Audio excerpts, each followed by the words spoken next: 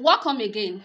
Have you digested the first 2 points we learned from the book of Femi Otedola, making it big? Those points were powerful.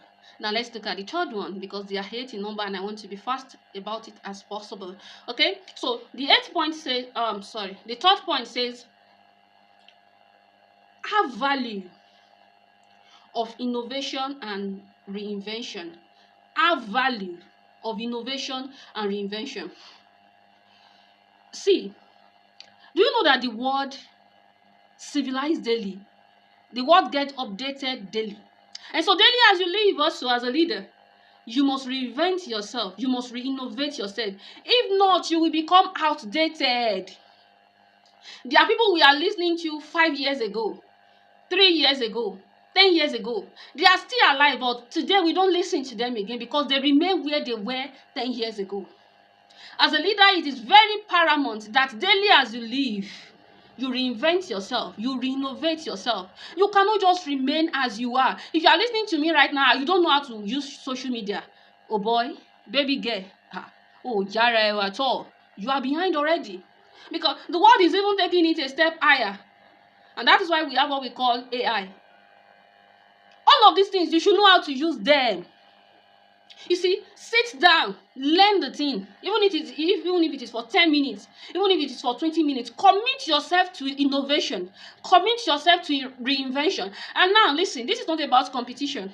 No, you are not competing with anyone. I used to tell people that your competitor is yourself. That daily as you live, you are better today than you are yesterday. With little things. If you buy my book last year, and you are buying my book this year, Omo, believe me, you go see the difference. If you read my write-up last month and you are reading my write-ups this month, you will see the difference. I upgrade myself daily. I work on my vocabulary like my life depends on it.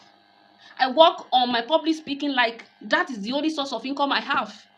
I work on my teaching prowess as if there's no any other thing that matters than that. Because if you fail to reinvent yourself, Omo, Aye go forget you. You will be forgotten.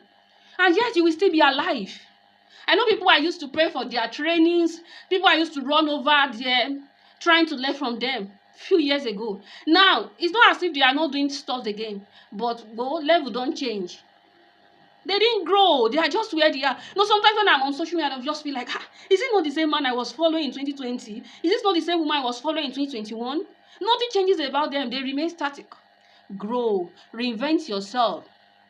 Innovate daily as you live. Look at it. What can I do better today than yesterday? This is how it just begins. Doing better each day. Know that you remain where you are. You see, I learned something from my mentor, Apostle Joshua Sema. He said, nobody claps for you for the same level of success twice. Nobody. So the first time you do something amazing, everybody will clap. But if you repeat that thing again, it don't become common commodity. Nobody cares again. So reinvent yourself, innovate daily as you live. It's a daily thing because the word evolves daily. Shogbo, are you getting my point? If you've not been doing that, start doing it now. And these things are not too hard. It's just you giving 10 minutes of your time to studying, to reading, to learning. Well, I hope that sync. Let's move to the fourth point.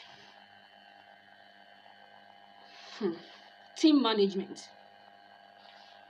The beginning of leadership starts with you. Yes.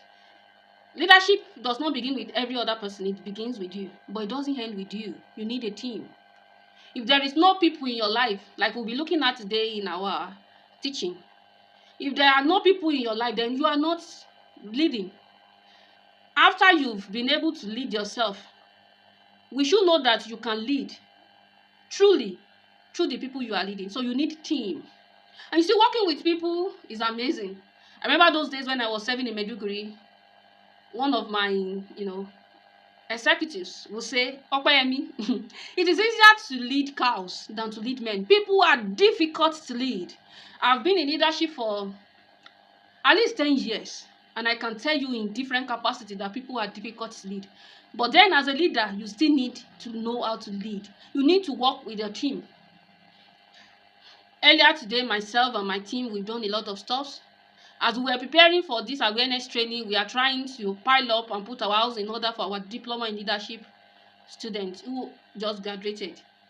And we are preparing for School of Spiritual Growth that is coming up October.